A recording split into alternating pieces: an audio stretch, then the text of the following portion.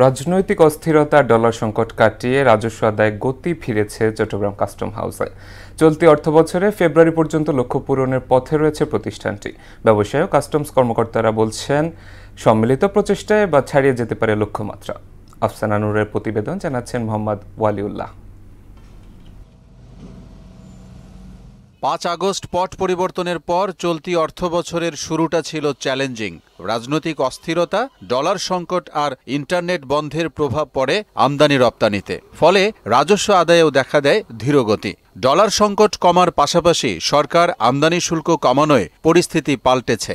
ফেব্রুয়ারি পর্যন্ত ৫৫,৪১৯ কোটি টাকার লক্ষ্যমাত্রার বিপরীতে আদায় হয়েছে ৪৮,৮০০ কোটি টাকা, যা আগের বছরের তুলনায় ১২% বেশি। ব্যবসায়ীরা বললেন, বিগত শাসনামলে অসাধু চক্রের কারণে পাচার হয়ে যেত বিপুল পরিমাণ অর্থ।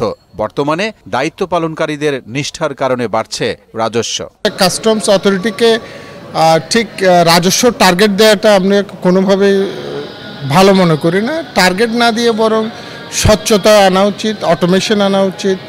এগুলোতে কিন্তু রাজস্ব বাড়বে। বর্তমানে যারা ম্যাক্সিমাম দেশত্ববাদ নিয়ে যারা কাজ করছে, তারা এই ট্যাক্সগুলি আদায়ের ব্যাপারে পদক্ষেপ নিচ্ছে। কাস্টমসের কড়াকড়ির কারণে শুল্ক ফাঁকিও প্রায় বন্ধ বলে মনে করেন ব্যবসায়ী নেতারা। প্রতিটা কনসাইনমেন্ট উনি নির্দেশ দিয়ে দিয়েছেন 4 দিনের উপরে, কারো কাছে 2 দিনের উপরে ফাইল থাকতে পারবে না, যেটা আমাদের ডিমান্ড ছিল।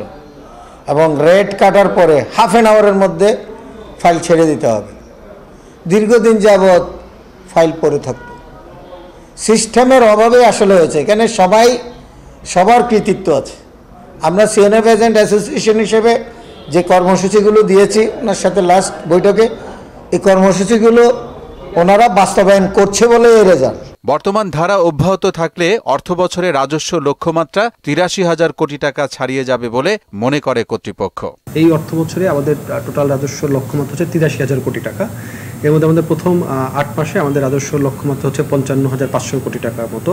এর মধ্যে আমরা এই ৮ মাসে আমরা প্রায় ৪৯,০০০ কোটি টাকা আমরা বলতে পারি ৪৮,৮০০ কোটি টাকার মতো আদায় করতে পেরেছি। এটা গত বছর এই প্রথম ৮ মাসে এই আদায়টা ছিল ৪৩,০০০ কোটি টাকার একটু বেশি। সেই হিসাবে আমরা যদি প্রথম ৮ মাস হিসাব করি, ৮ মাস হিসাব করলে আমাদের প্রায় ১২%-এর মতো প্রবৃদ্ধি রয়েছে। ২০২৩-২৪ অর্থবছরে ৬৮,৮৬৬ কোটি টাকা আদায় করে চট্টগ্রাম কাস্টম হাউস। মোহাম্মদ আলিউল্লাহ, মোহনা সংবাদ।